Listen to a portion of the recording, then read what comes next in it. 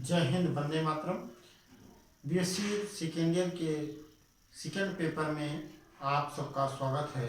और आज की क्लास अपनी एक नए टॉपिक के साथ शुरुआत होने जा रही है, जिसका सब्जेक्ट है कि जो क्षेत्रीय असुरक्षा होती है वो शस्त्र प्रसार का जो असर पड़ता क्या पड़ता है, अर्थात शस्त्र प्रसार का क्षेत्रीय सुरक्षा पर क्या प्रभाव पड़ता है या क्या असर पड़ता है, इसके बारे में आज हम लोग अपनी क्लास में चर्चा करेंगे। तो आइए देखते हैं कि शस्त्र जो है उसका प्रसार करने पर क्षेत्रीय सुरक्षा कैसे व्याप्त हो जाती है, कैसे क्षेत्रीय जनता या क्षेत्र में असुरक्षा की भावना को लोग महसूस करने लगते हैं। जैसा कि जाहिर है कि आजकल प्रत्येक देश शस्त्र को लेकर, अस्त्र शस्त्रों को लेकर के बहुत ज़्यादा गंभीर हैं और इन शस्त्रों का वो अधिक से अधिक मात्रा में उत्पादन करना चाहते हैं और अत्यधिक मात्रा में अत्याधुनिक हथियारों का वो समावेश अपनी सेना में करना चाहते हैं। हर देश आज शस्त्र को डेवलप करने के लिए और उच्च क्वालिटी की, उच्च तकनीकी की शस्त्रास्त्रों का प्रयोग करने के लिए, उनको बनाने के लिए ये हर देश आज अंधाधुंध इस होड़ में लगे हैं कि हमारा देश आधुनिक से आधुनिक यानी कि अत्याधुनिक हथियारों को प्राप्त कर ले या अत्याधुनिक हथियारों को हासिल कर ले। तो ये जो 8 प्रकार के असुरक्षा की भावना है, इन शस्त्रों के प्रचार या प्रसार से हमारे समाज में 8 प्रकार की ये असुविधा या असुरक्षा की भावना मन में या समाज में, देश में, राष्ट्र में व्याप्त हो जाती हैं। जैसे कि युद्ध को रोकना संभव हो जाता है जब व्यक्ति, हर देश के पास अत्याधुनिक अत्याधुनिक तकनीकी के सैन्य साजो सामान उपलब्ध होंगे, औजार हथियार मौजूद होंगे, तो कहीं ना कहीं वो व्यक्ति दूसरे देश से नहीं दबेगा, किसी भी मामले में उसको अपनी दास्ता का शिकार बनाना चाहेगा, इसलिए वहाँ पर असुरक्षा की भावना व्याप्त हो जाती है। अर्थात कहने का तात्पर्य है कि युद्ध को रोक पाना असंभव हो जाता है या असंभव हो जाएगा यदि इसी तरह से प्रत्येक देश हथियारों की होड़ में आगे बढ़ता रहा। दूसरी चीज है विश्व अस्तित्व की समाप्ति का भय, अर्थात जब एक छोटे से शस्त्र से लेकर के एक विध्वंसक 300 टन के आजकल बम बने तैयार रखे हैं, जो परमाणु बम बने हैं, हाइड्रोजन बम बने हैं, ये क्या हैं? अत्याधुनिक हैं। इन अत्याधुनिक हथियारों के द्वारा, जैसा कि 1914 में हिरोशिमा नागासाकी पर जिन परमाणु बमों का हमला किया गया अमेरिका के द्वारा, आज भी वहाँ पर बच्चे विकलांग पैदा हो रहे हैं, विकृत पैदा हो रहे हैं।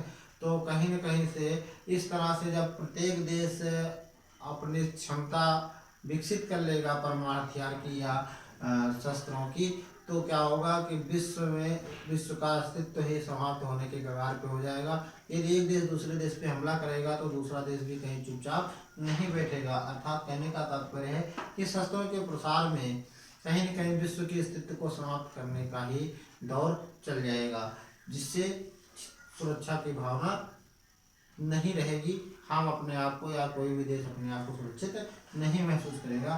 तीसरी चीज आती है शस्त्रों की तस्करी। यदि कोई देश शस्त्र को डेवलप कर लिया है, बना लिया, अत्याधुनिक शस्त्रों को बना लिया है, तो क्या करेगा? दूसरे देशों को सप्लाई करेगा, दूसरे से तीसरे, तीसरे से चौथे, इस तरह से वो जो है सप्लायर बन जाएगा और उसमें क्या होगा? तस्करी बढ़ जाएगी। जिन देशों ने अभी तक उन शस्त्रों को नहीं बना पाया है, उसकी तकनीकी अभी ईजाद नहीं कर पाई है, नहीं डेवलप कर पाया है, तो क्या करेगा? वो दूसरे देशों से खरीदना चाहेगा, उसको अपने यहाँ पर लाना चाहेगा, जिससे कि वो अपने पड़ोसी के ऊपर धाक जमा सके या अपने आप को सुरक्षित महसूस कर सके। तो इसलिए इसमें इसकी तस्करी बढ़ जाएगी, शस्त्रों की तस्करी बढ़ जाएगी। राष्ट्रीय जो अशांति है, राष्ट्र में, देश में जो शांति है वो व्याप्त नहीं रहेगी।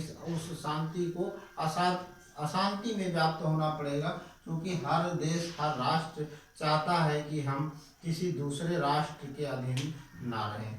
तो यदि दूसरे राष्ट्र के पास नहीं है वेपन्स, वो हथियार नहीं है, तो क्या होगा, उसके अंदर असुरक्षा की भावना उत्पन्न होगी और वो अपने आप को असुरक्षित महसूस करेगा।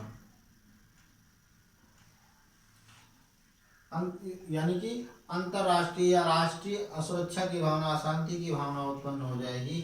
जनता में भी कहीं ना कहीं एक हीन भावना आ जाएगी, हमारे देश के पास ये हथियार नहीं है, तो कहीं ऐसा ना हो कि हम युद्ध हार जाएं। इस प्रकार से अशांति या असुरक्षा की भावना इसमें आ जाएगी।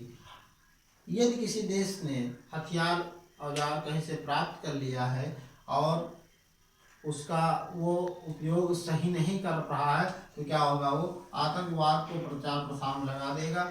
आतंकवादियों को दूसरे, वो सक्षम देश हो गया जिसके पास शस्त्र हो गया, तो उस शस्त्रों के बदौलत वो पड़ोसी देशों की भूभाग या भौगोलिक क्षमता का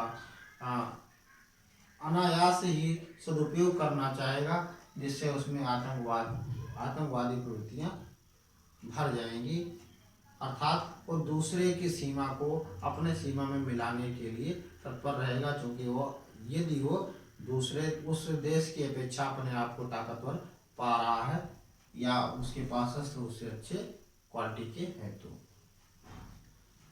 अगली चीज आती है अंतर्राष्ट्रीय सुरक्षा। जैसा कि बताया हमने कि अंतर्राष्ट्रीय सुरक्षा हो जाएगी, एक देश दूसरे देश के इस समय परस्पर मिले हुए हैं, तो आज इतने समझौते हो चुके हैं कि कोई भी देश एक दूसरे देश पर आक्रमण को अपना आक्रमण समझता है, अपने ऊपर आक्रमण समझता है। तो इस प्रकार से अंतर्राष्ट्रीय सुरक्षा हो जाएगी, अंतर्राष्ट्रीय सुरक्षा की भावना को व्याप्त हो जाएगी उसमें, और इन शस्त्रों के बदौलत एक से दूसरा, दूसरे से तीसरा, तीसरे से चौथा, इस तरह से अंतर्राष्ट्रीय समुदाय जो है वो कहीं न कहीं इस ना चाहते हुए भी युद्ध को विवश हो जाएगा और असुरक्षा की भावना व्याप्त हो जाएगी। क्षेत्रीय सुरक्षा, यदि इन हथियारों का, इन शस्त्रों का किसी भी क्षेत्रीय संगठन को इसका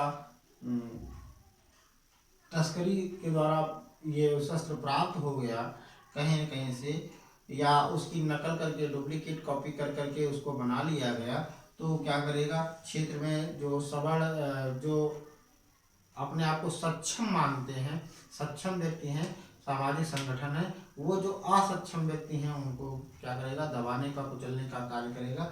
तो कहीं न कहीं उसमें क्षेत्रीय असुरक्षा की भावना व्याप्त हो जाएगी। और सामाजिक असुरक्षा, इन क्षेत्रीय असुरक्षा में समाज सवर्ण समाज है, मतलब यानी कि जो शक्तिशाली समाज है उसको अगर यदि वेपन्स मिल गए या कोई भी संगठन है जिसको हथियार मिल गया, तो वो क्या करेगा, दूसरे व्यक्ति को या दूसरे समुदाय को, दूसरे समाज को दबाने का, कुचलने का कुचक्र रचेगा। इस प्रकार से ये सामाजिक असुरक्षा से क्षेत्रीय, क्षेत्रीय से राष्ट्रीय, राष्ट्रीय से अंतर्राष्ट्रीय असुरक्षा व्याप्त हो जाएगी। तो आज की वीडियो हमने देखा कि शस्त्र प्रसार के द्वारा क्षेत्रीय असुरक्षा कैसे व्याप्त हो जाती है और इसका क्या समाज पर प्रभाव पड़ता है। मिलते हैं अगले वीडियो में एक नए टॉपिक के साथ। तब तक के लिए भास्कर सर को दीजिए इजाजत। जय हिंद।